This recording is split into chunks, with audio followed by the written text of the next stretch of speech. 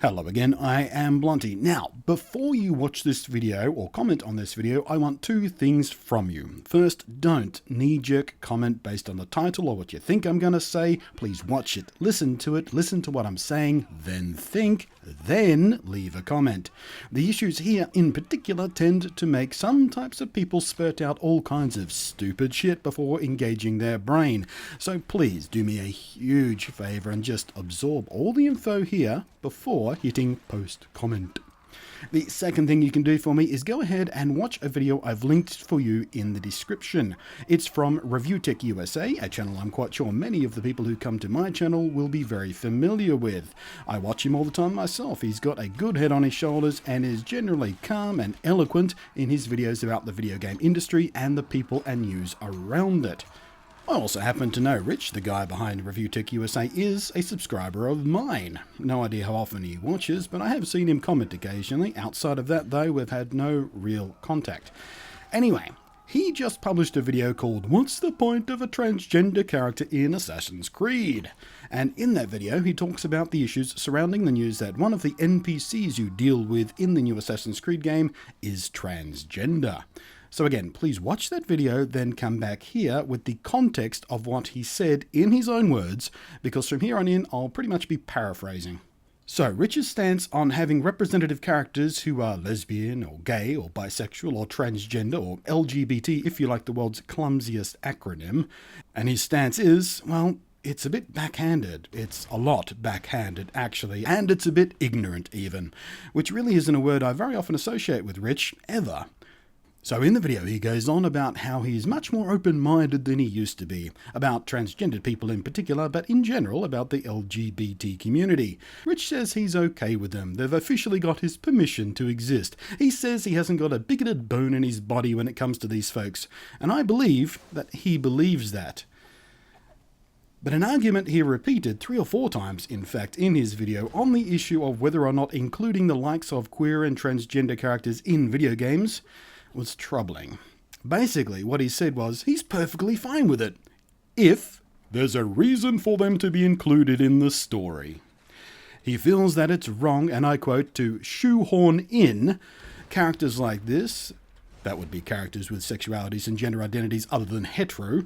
He said he feels like game companies are often only shoehorning in these characters for the sake of trying to satisfy a need for ultimate political correctness and overt inclusiveness, for fear of the mob justice mentality they would face online from the people who are forever seeking the next big thing to be offended by and thus whip out the rage posts and feel like they're part of an important movement.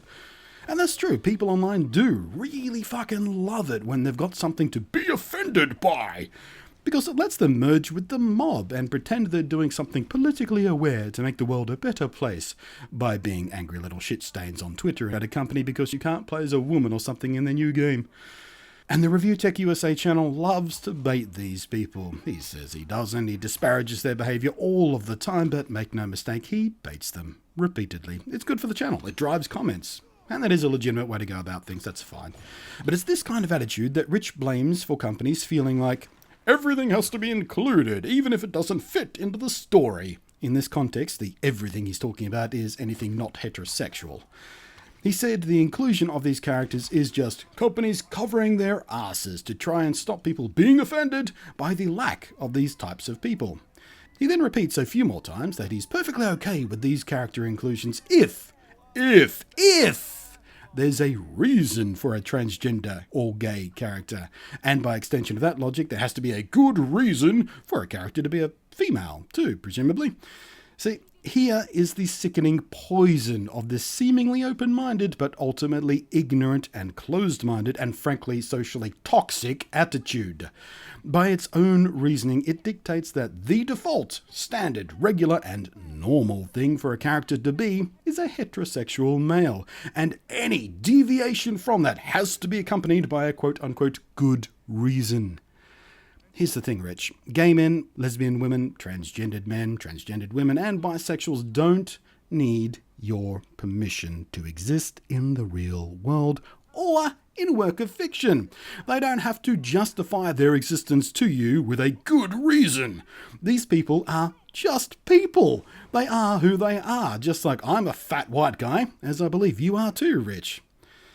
So how would you feel if someone told you that fat white guys weren't allowed to be part of a story unless there was a good reason to show the player that fat white guys exist?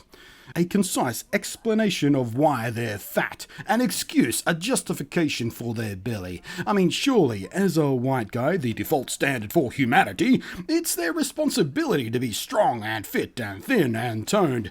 I mean, what big-titted woman would find a fat white guy interesting? Would you feel, Rich, like there was a fat white guy political agenda being pushed on you if you saw a fat white guy in a game without proper justification for his existence?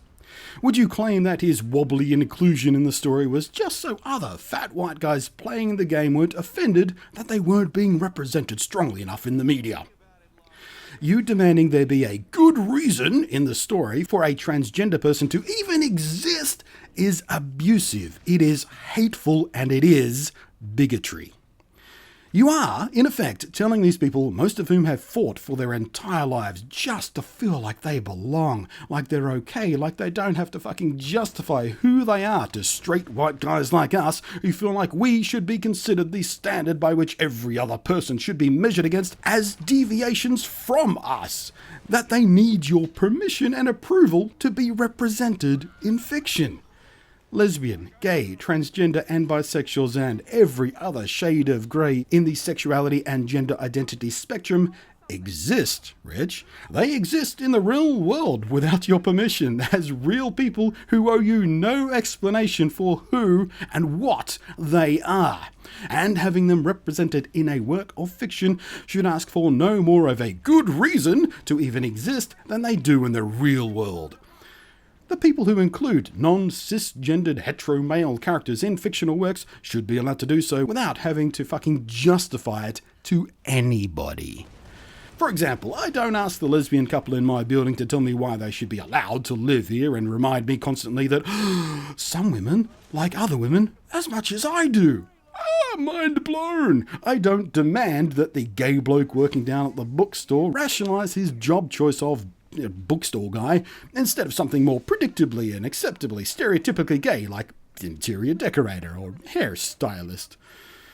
So who the fuck are you to demand that explanations be handed out to you as to why transgendered characters even exist in a game? Here is your explanation, Rich. They're in the game because it's normal for people like them to exist out in the world just doing shit. They're not waiting for your permission to exist or pursue their passions, hobbies, or social lives. And as for game companies feeling like they have to do these things to make sure no one is offended, no, Rich. The people making these games are including these characters because it reflects the world you live in.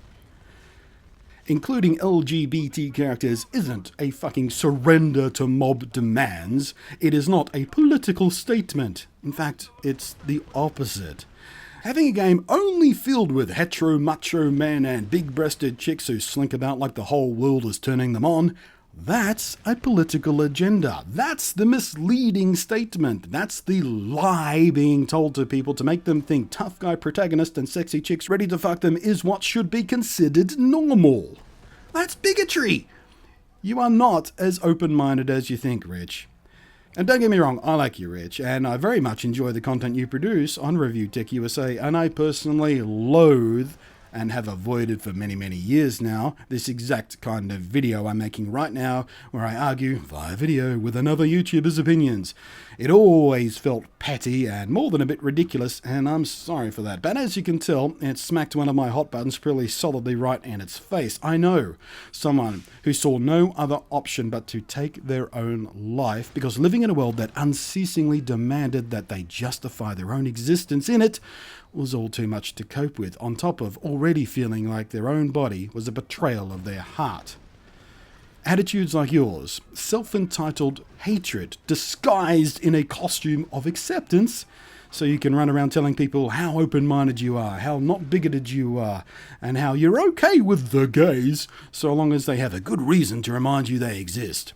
It is one of the most insidiously toxic lies you can tell.